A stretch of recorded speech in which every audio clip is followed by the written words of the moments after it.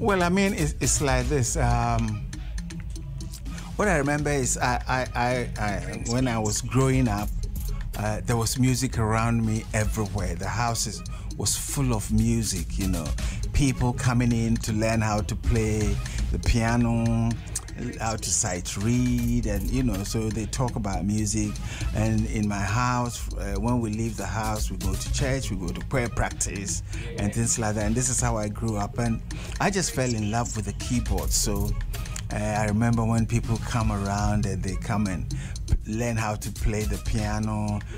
Just what I hear when they go, I also go and try to, you know, whether I can play it. I mean, until such time that, you know, my dad, you know, sat me down and showed me these are the keys, this is what they mean, and this is how they are related in the books and things like that. So I had to figure it out myself. Yeah. So this is. It's not the Michael Jackson story of being you know, your dad telling you that, oh, you have to.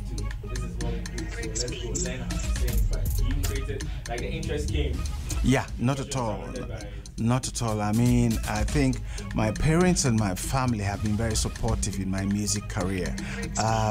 It was like just knowing the basics and playing classical music, playing hymns. And then, you know, when I heard the pop music, I fell in love with it, you know. So I diverted a bit, you know, started playing. Which artists got your attention? Oh, I mean, I started by playing like songs from the Beatles, Millie Jackson, Wilson Pickett, what's the other one? Stevie Wonder, yeah, you know, the Jackson 5. So I used to play their songs on the piano. Okay. And it was very fun because then I can identify a few chords here and there. You know, so now you can tell coming from church music to this music here. I so, know, right? Yeah, so there was a bit of, you know, people saying, you know, can you know, your dad plays in the church. Yeah. You know, so this is. But I remember my dad, you know, saying, no, leave him alone. Yeah. Because it's another kind of music. So if you want to do it, you know, just allow So there was never that conflict of, secular music and, you know, worship. No. I mean, I heard other people talking about it, but not with me. I mean, you know, I had a free hand to play any music that I wanted to play. Okay. So far as I'm not offending anybody. And I can tell that from your music. I mean, the funny thing is, I knew a lot of your songs that I didn't even realize were from you because they stuck with me even when I was growing up. That when I grew up, then it's like, oh, this is. But when you're a kid, you just hear it like, oh, you know the song, and then you grow up and you realize that, oh, this is the person that brought this song alive. So it's really amazing to have you here. Now, the other thing I want to know is, since you came from a very musical family, was there any other profession you may have ended up doing if it wasn't, you know, what you're doing now, music and being into the business of music? I've said this time and time again. Okay. Now people are laughing about it, so I'm not going to say it again. Oh, we won't laugh. We won't laugh. You know, when we were kids, we used to have this guy who comes to, they clean the gutters, with a long brush, and there was this man who cleans the gutter, and I just used to admire him because the passion and the love. When he's cleaning the gutter with this long brush, he can put the stick here, and then he'll be walking, and the gutter will be. Oh wow! So I remember one time telling my mom, "Oh, Mama, you know something? When I grow up, I would like to clean the gutter like this man." I get it now. But then it changes, you know. Growing up, I got fascinated by airplanes. Okay. And I know I still. Anytime I see aeroplane flying, I feel I should have been the one flying the plane. Yeah. You know, but some part in my life, I was on the plane all the time, flying here and there and there. Yeah. And I still feel like, you know, if I didn't become a musician, I would have been a pilot or something of that sort. Okay. I get you. We are so influenced by the things we see. I for once, at a point, everything that I saw on TV, I wanted to be. I wanted to be a rapper, I wanted to be a singer, I wanted to be a presenter. Well, that part worked out, but then everything. But then when you grow, you start to have perspective about which ones you're actually interested in, which ones actually call you, and then you get to that point. Let's come to high school. SHS, Agri Memorial. Now, I hear you won a competition around that time. Is it Pelicans Dance Band? Was that in school or after school? That was it was in school, but those days it was a big competition at school bands. Okay. I got to Accra, and they just had fresh instruments from UK. Okay. And the master who brought it was Mr. Bekwe. He was our literature teacher, and he went to the UK and he decided Accra should have a band. So he brought these instruments, and I met great musicians there. Musicians like Alfred Bannerman, Brakatu, the late Brakatu, Senior Wilberforce, and they were playing already. Yeah. And I knew how to play, little keyboards here and there, and my own way, And so we were excited, and we look up to these people, and like I said, you see them play. We go to pop chain. We used to have pop chains.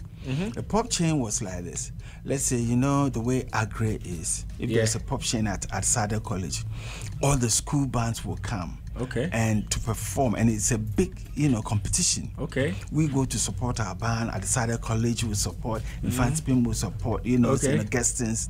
So it's like a big event. Very big event. And then the girls' school will come. So we go to show off. You have to show the girls that Charlie, as we did. But I remember after the seniors, the band from Accra was called the Vox International. We used to have funny names. We had the cooking pots, and all kinds of names. Everybody would form a group and you have a name. And but our time, like Vox International was the school main band. So you grow into it. And my time, we had musicians like Kwesi Kwesi on bass, Michael Papp on rhythm guitar, Thomas Datson on lead guitar, Joy of Fair on drums. And some of us, we came from home knowing how to play already. I mean, like our drummer, Joy of Fair, he's in America now. He just came in straight into the senior band. Because his senior brother was playing at Infant Spin, and he has learned how to play. And so we were hot. I mean, our time, the Vox International, we were like professionals. And most of them was also coming from a music home. So when we played, we are very little tiny boys, but when we play, they were solid. And that is where I knew straight away when I finished school, I am going to be playing music, recording music, anything to do with music. I was going to teach music, do this, orchestrate, do this, do that, do that. And so it was the school band days. Then when I went on holidays, there was a band in town and they've heard about me. And when you play these pop chains, people get to know you. And so you're already a superstar. in our own small way. But we felt big though. Your head is always swollen when you hear people mention, "Hey, did you see that little boy?" So back then, what was your name? Sorry? Back then, how did they used to call you? Me? Yeah. Everybody calls me Bessa. They call me Bessa. Oh, so you had no funny nicknames? No, I didn't have any funny name. I mean, your name is cool, so you get a pass. The name is already a nickname anyway. Bessa. Everybody calls me Bessa. And so this band in town called Pelicans, they bought a new keyboards. And so they wanted someone to. And those days too, I nearly forgot. When we play, we add some showmanship to it. Charlie, we will play and, we will take a beer bottle and we'll play the keyboard with it. We'll take somebody's shoe to play the, and then the fans will be there to cheer you out. Yeah. Then you go and do it. So I used to jam with them when we go on holidays. Then there was this competition in Accra, and the band was taking part. So we came to Accra, and we did this competition, and we won. And I think it was recorded by BBC. And I remember the night that they showed it, the whole school came to a standstill because the headmaster said, today I am coming on television, so no prep. No nice studies. So we all went to sit in front of this television. And I was so scared. I said, wow, because of me, there's no prep at school. How old were you? Oh, I think I was in Form 2 or so. You know, very, very, very, very, you know. And I was very petite, very small. You know. Small but mighty. And it was a great night for me to see that, wow, anything you do, if you do it well, you know, people will appreciate it. But it was nice, and that's how, you know, the band won the competition. And at that competition, there was a big showmanship. I remember I played, and when they gave me a solo to play, I hid under the keyboard, and I was still playing on top, you know. Jesus Christ. Oh man. I know, and you know, so that's how the competition came about. That's amazing. Now, before we get into it, I feel like I need to play this song, Belembe, so that at least if there's somebody on who was like me back then who didn't know that, okay, this is the man, Bessa Simmons, he's the person that did this song. Because this song is one of my favorite songs of all time. And I only found out a couple of years ago that was you. So I'm going to play for everybody out there who probably doesn't know that this is the man that we are speaking to today. It's still the drive of your life on the Big Y 107.9.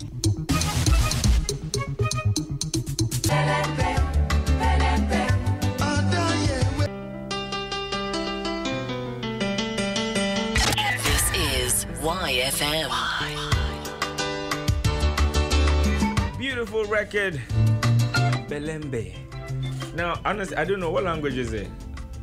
Belembe. Yeah, Belembe. Oh, Belembe. Actually, it's just a vibe. It's a vibe. It's just a vibe, you know, and you know, a vibe that you put in the music, and it feels good. It feels nice. No, right now that's what all the upcoming people say. If you ask them, oh, it's a vibe.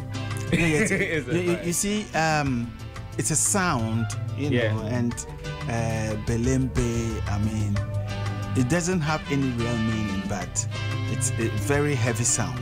Okay. You know, and the vibe is also good. And I mean, I didn't think about it even when I was young. It just sounded right. Okay. But, you know, it made the hit.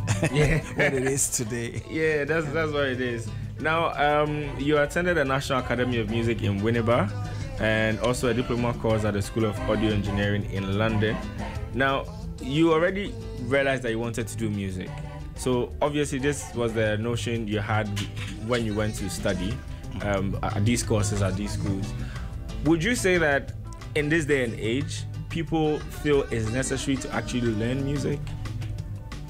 Well, I mean, sometimes I don't know whether I was lucky or not, but the thing is, when I finished secondary school, I went out to play in various bands. You know, I went to play proper band, you know, playing with musicians, and everywhere I played, it was like I made a little difference.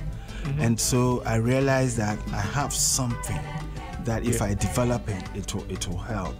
And you know, I remember we played somewhere in Takwa, and when we finished, there's a man who owned the instruments there, and he said, "You are not going back." I was living in Cape Coast then. So you are going to stay in Takwa and play my band. I said, I can't do that. I'm living with my parents. And this man was so, he just wanted to either kidnap me or, you know. But the band luckily brought me back to Cape Coast. But after playing bands in Cape Coast, there was a big band in Accra. And those days, musicians were like football players. You know, they will have to get this player from here with the big money, get this. I mean, bands were like a thing back then. Yeah, it was a thing back then. I mean, bands rehearsed Tuesday, Wednesday, Thursday, and every Friday, Saturday, and Sundays, bands will play across Ghana. There were venues all over. Either you're playing in Winneba, Swedro, Kumasi, Sunyani, Volta region, you know. So there was job for musicians. But what happened was, after I played the band for a while, I remember my dad called me and said, okay, I think, you know, you are doing fine, but you have to at least have a little, you know, something in the bag and then you can go and do whatever you like. And that is where I went to National Academy of Music at Winneba, and I enjoyed it, everything about it, you know, doing music counterpoints, you know, orchestration, and then teaching. Then I've never thought before, you know, about teaching people music. And I had very good lecturers at National Academy of Music, you know, people from America. And then, you know, so I remember even doing my teaching practice, which was new to me. I mean, the children loved music. They would run to music classes, you know, because most of my examples were songs that they knew. I would use maybe unproduced music or CK Man's music. Then I would do this and I show them 6-8 time signatures, and they loved it. Because it's practical. And I remember the headmaster will come and hide. He was also coming from a music background. So he would come and hide behind the windows. And then he called me one day and said, "Oh, I knew your dad, but you know, I like the way you teach the kids," and you know, things like that. So I mean, that is how it happened. And also after music school, now I went out to play with great musicians like CK Man, and that's where I learned things like, it's all about practice, so you get it. So if there's a phrase that you want, you do it till you get it. You know, if it's your left hand, you do it. Doesn't matter. 20 days, 1 month, you get. And when you get it and you play it out there, it sounds so good that people will come and say, "How did you manage to do that?" But they don't know the sleepless nights you've had before you can play that little riff. You know, so I mean, with me, that is how it all came about. And I mean, once I'm here, I think I should mention, like Ebo Taylor, I worked with Ebo Taylor. And he was just scoring, you know, he scored the one lines, and I look at it and I said, wow, this is great. And the way he will arrange the music with bridges, you know, middle eight, you know, transposition, you know, people doing it, and the dynamics where you go down, where you come up high. So for me, these are little things I learned from Ghana even before I left the shores of Ghana. But with you saying all of that has led me to my next question. Do you think what you listen to current music that we produce from Ghana, do you think that most of these songs go through the same process, or you think it's more of a freestyle thing now? You mean now? In the olden days, I mean, they all had arrangers. And it's not only most musicians also went through, you know, what I've been through. They also learned from people, you know, like people like CK Man, Papa Yansin, Juelaka, Kobna, Amanziba, Nat Brew, and some music, even today's young music.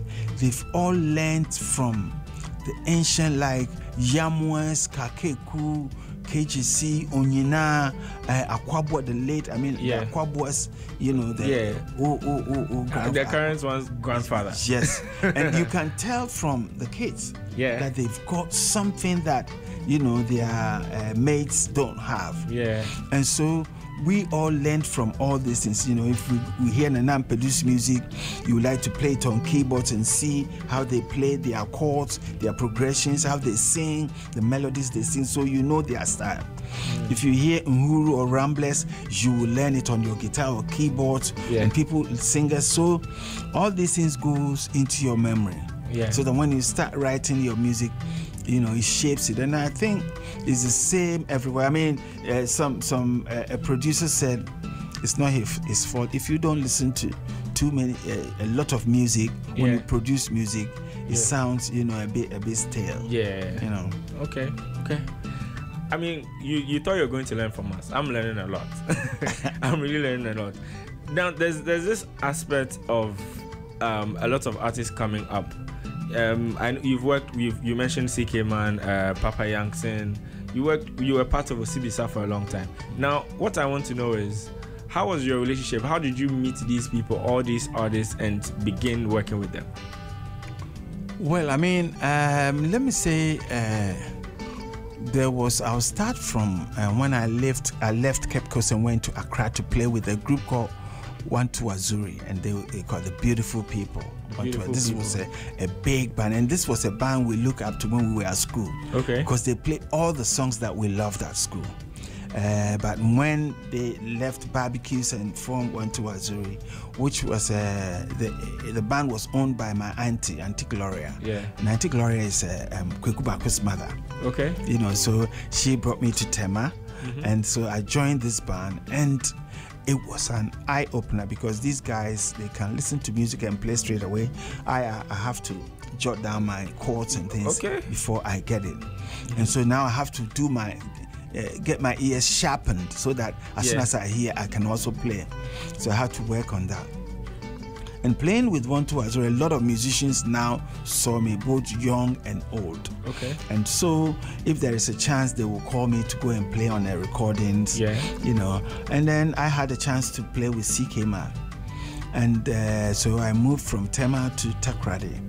And this is a band that they had CK Man, Papa Yansen, Jualaka, Osei Tutu.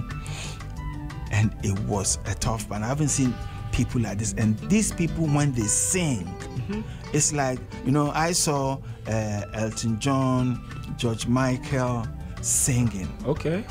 And they did it, you know, effortlessly. Yeah. I mean, they just did it like that. And I've seen these people singing, and they knew all the great high lives. Yeah. And they can sing, you know. So now you have to learn from these people, because if you don't, the chance might go and then it will never come.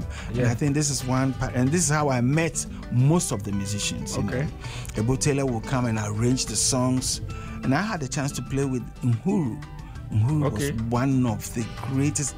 All the musicians they played songs like Chen Chen Bie Dimewu and you know,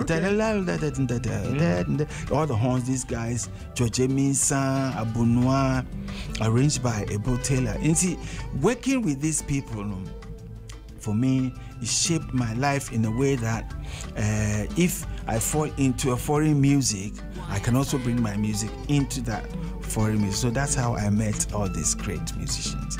Now, let me ask about the nightlife at that time. You know, there were a lot of bands. Now, the industry is not really filled with bands. There are a lot of clubs now. Back then, you used to call it disco, right? How was it like? Is it the same as we have now, or there's a bit of a difference? It was different. Those days, I mean, Accra was very vibrant at night, you know. You go to Tiptoe, Metropole, every night weekends there's music there, live bands. And I mean, Pat Thomas had the Sweet Beans, you know. And so, like, if you go to Accra at night, Tiptoe will close about 3 a.m., live music, you know.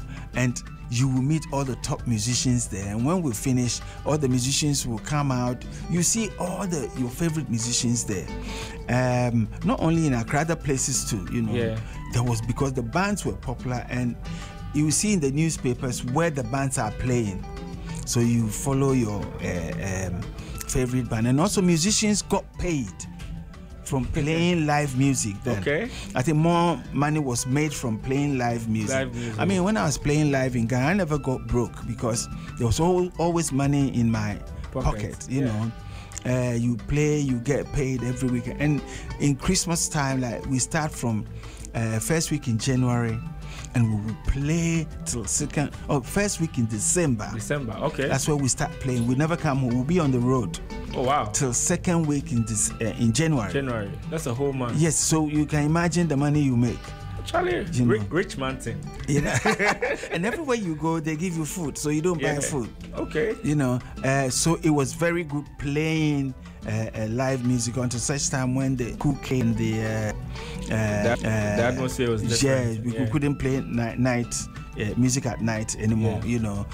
So the DJs will spin around, and that's where the rap music also started, you know, sneaking in. But at your level and the kind of people you started playing with, did you have trouble, you know, managing your playing time, your professional time, and, you know, other distractions? Because definitely there were some distractions around that time in terms of, you know, the ladies and a couple of other things.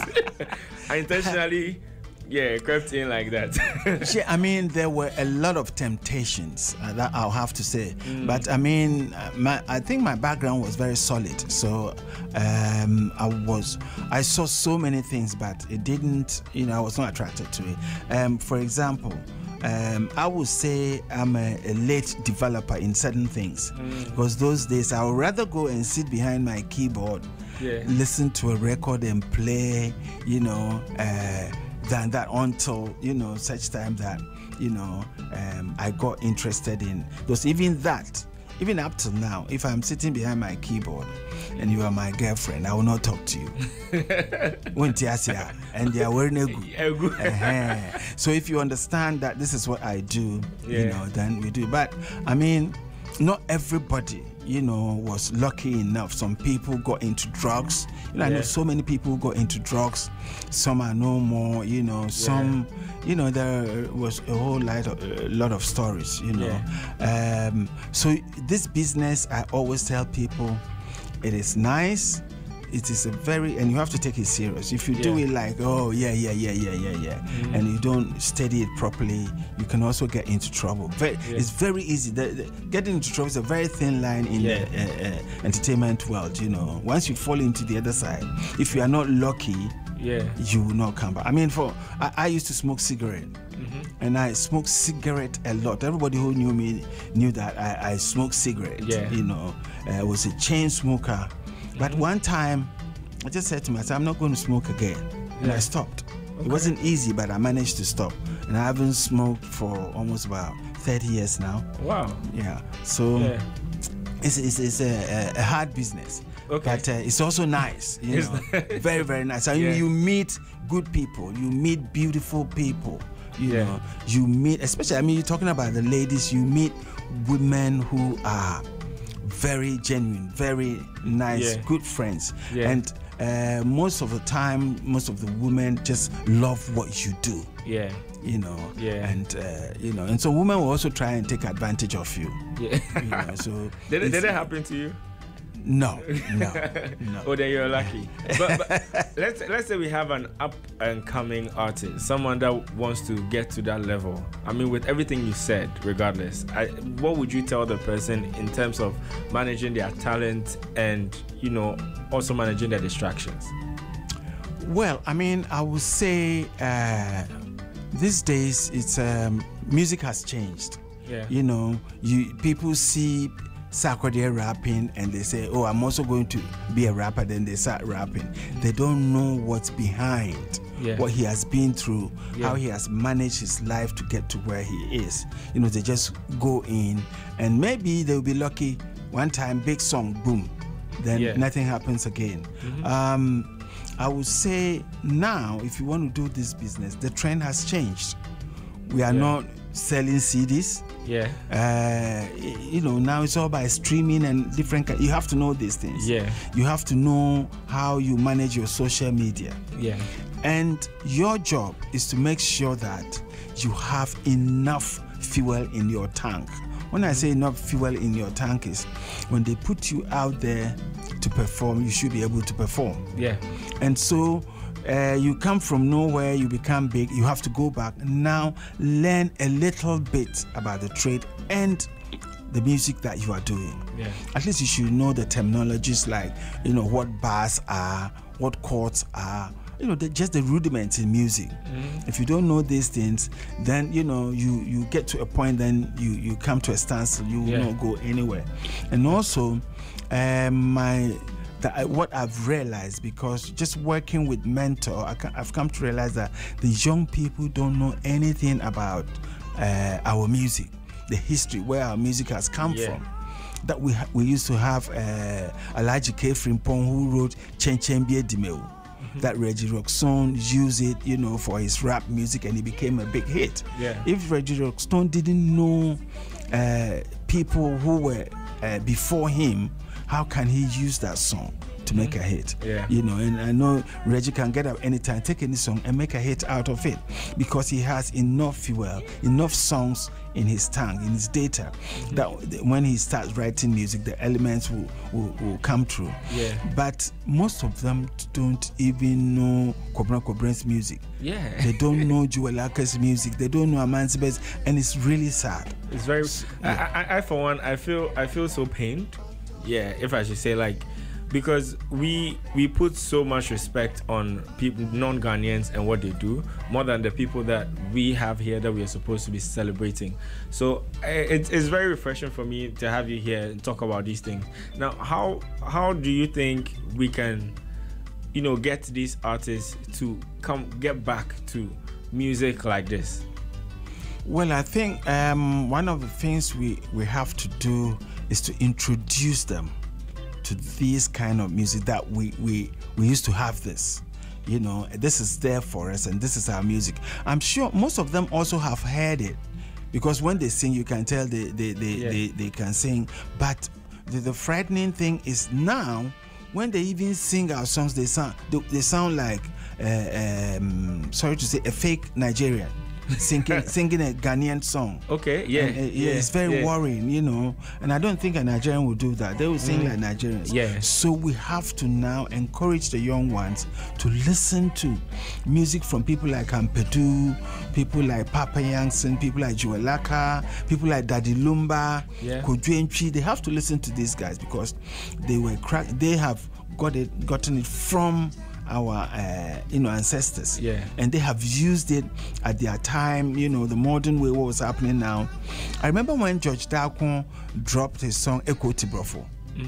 That was a different world altogether, because I mean, I was someone who got excited in a keyboard player like Herbie Hancock, who was using a whole lot of synthesizers. But we didn't know how we were going to put it in our music. But George Darkon and Bob Fishin managed to put this in Echo Triple, and it was everywhere. I mean, Ghana, all our borders, you go to Ivory Coast, you hear the song. Togo, Nigeria, it was everywhere. But, you know, you can feel the high life elements in it. And most of my producers, my friend producers who are in Nigeria producing some of the big stars, they always say, "Oh, but you people, why you stop using your, you know, high life guitars here and there, your different rhythms? Now you want to play like us, Oga now? Now why?" You see, so I think we have to, and also, with all these influences coming in, I think it's about time the government supports our industry, so that people who do our traditional music don't get lured into doing music that is coming in. But all these influences coming in, reggae music coming in, Nigerian music coming in, you know, Afrobeat coming in. Everybody wants to do it because they see Stonebwoy is doing dancehall music and he's successful. But it's only Stonebwoy who is successful like that. A lot of people doing it are not succeeding. You know, they see, oh, Sarkodie is doing rap, you know, he's successful. So I am going to do that. But we need, so those who can do our music well are all following this way. But because for money. But that's if true. the government is put some grants in there, if you want to do this thing, this is how we're going to support you. You know, that will help our people to now say, okay, now I can do my own high life music or my own music that, you know, I don't have to worry about these things. And when they become big stars in Ghana, these are the people who will carry the flag outside our shores. Like Ozibisa, I mean, you know, they have all the high life elements in there. You can fuse it with anything and you go out there. But for all of us to go into reggae dance hall, I think we'll be losing a lot. Yeah, that's very true. Now let me take you back for a second. How was the studio life like back then? I mean, you've dropped 5 albums. Sinana, Accra Junction live album, Bessa Si Bessa. Is that right? Bessa Si Bessa, Aquaba. So I'm trying to picture from 1990. How was it done? Do you have the whole band in the studio? How was it? Was it accessible to, you know, have a studio to record back then? What happened is because I knew someone like Fela Kuti had his own studio. Okay. And he also studied audio engineering, so he can record at his studio. So when I was in the UK, I slowly acquired my own little studio, project studio, that I can program my music on the computer, and then do all my sketches there. Then I'll take it to a bigger studio to go and record. So I mean, that is where I came from. So somewhere along the line, I did audio engineering, School of Audio Engineering in Holloway Road in London. And so I got to know how to record, how to mix, and how to master. And so that is how most of my songs were recorded. You know? And then the other one is, I think I'm one of the lucky few who saw recordings where you played live, you played one time. And so this recording has two microphones. One for the singer, one for the band. So they say 1, 2, 3, go, bam, the song starts. If when you finish and there's a mistake, that one is off. Then you play again until you get it right to the end. The whole thing. The whole thing. Oof. But when I was recording, things have changed. I mean, I can record a session, and then leave it and go and record another session. I can change it any way I like it, and go back. We always added live instruments. Like when we finish, percussion will have to come and play live on it. We have to sing the song live. So that we get the feel. First verse has its feel, second verse also has its feel. So this is what it was like. And then came in drum machines. So you use the drum machines to program your rhythms, and then you use a sound model to do your bass and the keyboard lines and things. It wasn't sampled then. Then you take it to a bigger studio, then you do the voices, they hook it up to a tape. Guitars will play, voices will do, and then horns will come and play. That's a lot of effort. I know. But it was nice. I mean, I remember recording Belembe, and when I took it to the biggest studio, we had, Francis Fuster, the percussionist for Hugh Masekela, playing percussion on it. Also having good hands on your recordings, it says a lot. I had Alfred Bannerman come to play guitar on it. And then I had all my friends in UK, home players. Everybody wanted to play on it. And so they came to do the horns, And then on the backing vocals, I had, Billy Richardson. I had people like Pauline Odro. They all came to sing on this song. So now looking back, I know, wow, I was very lucky to have all these people, work on it. But now it is very different. Now somebody can get their Fruity Loop and things, just sitting down 1, 2, 3, 4. Song is finished, and then they sing on it. So it's become easier, but you can also use it to your advantage. Amazing. I mean, it's like you're covering all the areas that I want you to cover. I'm so happy I have you in the studio with me. Now, what I do want to know right now, you mentioned Afrobeats. Right now, I want your genuine opinion on Afrobeats right now, where it came from, and whether we are going in the right direction, because it feels like it's supposed to come from here, but there are people that feel like it's not our indigenous Afrobeats that we have out there. Do you agree with this? Or? Well, I mean, from where I am coming from, I know in Ghana, ours is Highlife. And I mean, what I will be pushing for, until I get it, is that I think whatever we do, we should add Highlife to it. I mean, like George Daku came with the Echo to Profile line, and they call it Burger Highlife. And everybody who hears Burger Highlife will ask, where is this coming from? And they know it's coming from Ghana. I mean, I was having a conversation with Sonny Record from the States. And one of the young girls on the Zoom meeting, she said, listen, I know when I come to Ghana, I'm going to hear beautiful Highlife music, because my mom always tells me the best high life music comes from Ghana. Wow. And so we cannot lose that. I mean, I think even if we're doing dancehall, we say high life dancehall, and people will trace it. Once there's high life attached to it, they will come to Ghana. Yeah. You know. But talking about Afrobeat, I remember Fela brought Afrobeat. Fela Ransom Kuti. Yeah. He used to play high life, and then he changed into Afrobeat. He came to Ghana with a group called Kolo Lobitos, and then after that he went back, looked for his sound, and then he came back with Afrobeat. Okay. And this Afrobeat was a hardcore big brass, you know, and Fela also did music in London. So he knows how to write his music, you know, and he has so much music in him. Yeah. So he will do these arrangements with horns, plenty horns, and then plenty indigenous Nigerian instruments. The drums, you know, the kicks were indigenous, and then all the drums from Nigeria was in his band. I mean, he was not even, he tried, he got away with so many things, like the backing singers, they were not professional singers, but they sing with typical raw African Nigerian voices, you know, when they sing, they you know, you can hear words like voice, and that also made it authentic, because people hear, who does this music? Is Fela. And that is where Afrobeat came from, and I think that is why Nigerians are sitting on it, and and even now Nigerians also have juju music. But when you come to Ghana, we have different kinds of high life music.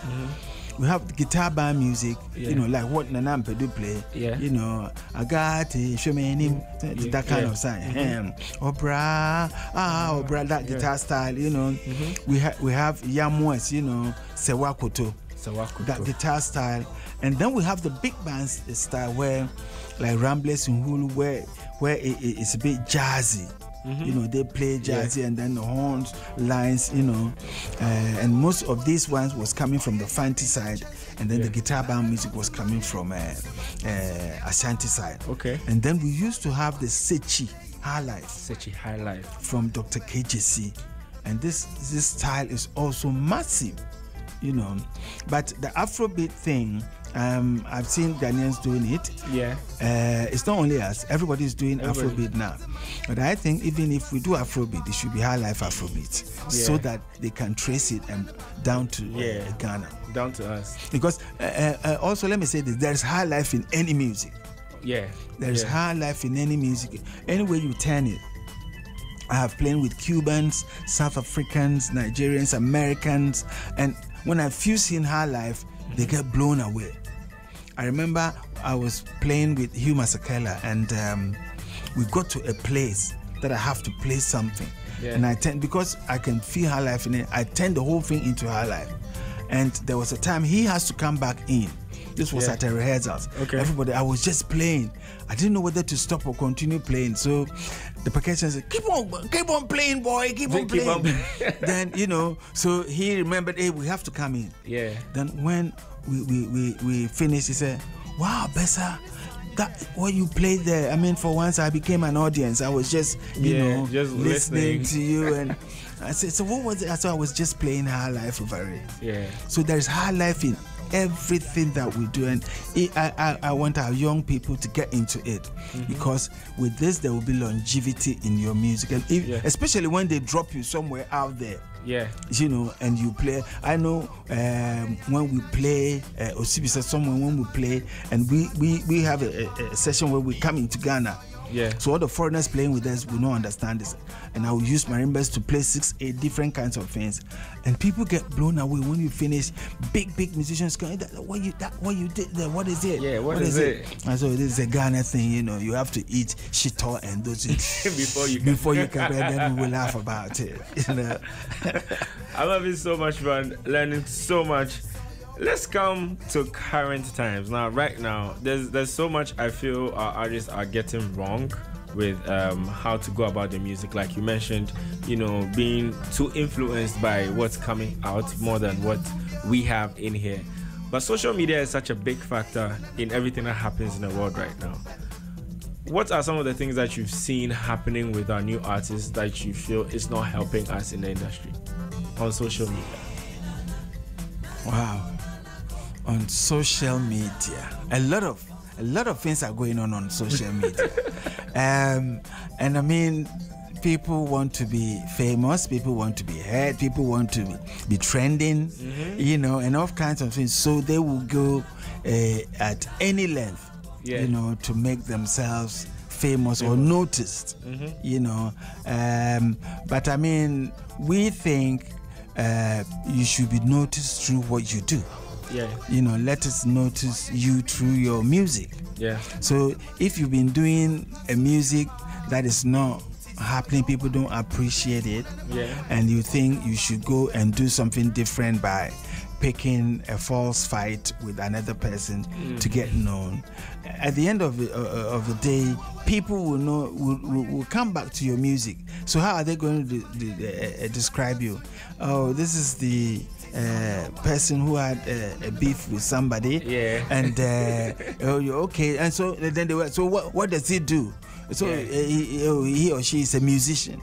Is that what we want? I mean, you know, but I think if you do music and your music is not going well for you, you have to sit back, look at it, see what's going wrong, fix it, and come back harder. And then, you know, get noticed. But I mean, it's working for some people. Or even once you do it and you finish, now go back to the and music. Then we know you now. So now bring your music. Let's feel you. You know, that kind of thing. But certain people just keep on. They just keep on going. But I think with social media too, now people have to say, you have to say something all the time. True. Even my Facebook, I have to say something all the time. What's on your mind? What's on your mind? Exactly. What's happening? You know, you have to say something all the time. And whatever you say should be trending, you know. But I guess my time is very different from the young people. But I think whatever you do, if you're a musician, let your music also shine through. I feel like saying amen to that one. It's very important. We have to go, but before you go, I need you to wrap up and give us, if someone's listening to us right now, up and coming artists, we've spoken about so much. What are the words that you want them to, you know, the last words they're supposed to remember you by that you said today, concerning how they can make their music the very best? Thank you. I think because I love this program, because all I'm thinking about is our youth, the up-and-coming musician, the wannabes. And I can tell straight away when I see someone and I know it's not going to last, you know, because one, you don't have enough music in you. You know, so the first thing I would say is listen to a lot of music, learn a lot of music. If you're a singer, sing it. If you're a keyboard player, play it, analyze it, and see how that song was written. Once you do that, it's part of you. That system, that arrangement is part of you. And also for the youth, we have music that is waiting for you to go and revisit. You know, we can go. I can take it from Lumba, Kojentri, Amanziba, Rexoma. This is one gen. I am there. Me, Nana Tufo, Ben Brakun. This is another. There's George Dakun, Lidodu. You know, they are there. Onheba Kisi. You know, the interesting thing is most of us don't even know the differences. Yes. To a lot of young people, it's just old music. It's all high life. It's all old music. That's why it's very awesome for you to like break it down like that. So I would love so Burger High Life. You have which one? You had so many. I mean so many. You know, it goes down. Then you go to the guitar band like Yamos, Nanam Pedu, Senior de Donko, Osibisa. No, Osibisa is another range. Osibisa is another. That's fusion. That's where High Life fusion comes. That's fusion. Osibisa was international. I mean, I traveled all over the world with Osibisa, and wherever we go, it's a sold out gig. I mean, we're playing shows, you know, with Elton John, you know, play shows with Bob Marley, you know, and things like that. So that's another level. But we need the young ones to now how life is happening. You know, people are coming from outside Ghana, they're licensing music and they are calling Nana and Pedu and the old musicians. Yeah. So I want the young ones to also revisit that. And I know with their modern ideas, Charlie, what we will have is big. Another thing I would like to say is that once you are a musician, today I am inviting you, come and join Musica. Because now we're going to do this capacity building where there's going to be a lot of workshops, that everything you need to know about music and music business is going to happen at these workshops. But you have to be a member to enjoy all these benefits. Okay. Also, there is going to be a new welfare insurance that will help musicians, to upgrade their music so that they can also understand the music. Because people are now taking advantage of Ghanaian musicians or young musicians who don't know anything about the business. So they come, they take your music, put it on somewhere, and they will be collecting your YouTube. Yeah, there's been a lot of instances like that. Yes. So please, I will advise you, try very hard, join Musica, and then, everything, ask questions, anything. And I'm always ready to talk to any young musician. I'm very happy you're saying all this. There are most artists that sometimes personally I speak to, and they feel like, oh, there are no proper structures, they're not doing things. But then Musica is there, but this person has not even been to the office or tried to reach anybody to be part of it. So if you're out there, this is your chance. Like Mr. Simmons is saying, this is your chance to come join, and then we can build together. You can learn and all of that. Thank you so much for coming through. I'll allow you to give shout outs because it's been an awesome session. You're a first guest for Disco Diaries, so yes, we appreciate you so much. Thank you very much for having me. Yeah, give your shout outs. Maybe a couple of people. Okay. Let me give a shout out to people. First of all, I'll give a shout out to my auntie Gloria, because I haven't mentioned her name for a long time, And Auntie Gloria, thank you very much for everything. I'll give shout out to Kofi Asamoah, the voice trainer.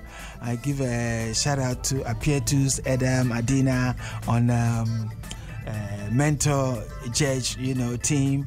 And then I'll give a shout out to my band, the Bessa band. The Bessa band. Yeah. So Charlie, guys, you guys are awesome. I know sometimes I'm very hard on you, but I love you guys, man. Yeah. And all my fans. Yeah. All my fans, you have been keeping me going, and even by this Christmas, I'm hoping my album will be ready this Christmas, and it's all because of you. So shout out to you. Yeah. Thank you. Thank you so much for coming through. Now I need to read this before you go. This one says, I wish the interview with Bessa wouldn't end.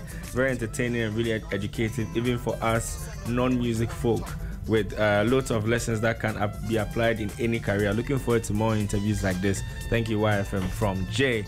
Wow. And thank you so much for sending that. Thank you. So you see, we'll be doing this, and thank you so much for being our first guest. And I think whatever picture we take, we should probably frame it, because this is history being made right here. Well. Yeah, it is only right that we end this one with Sinana from Bessa.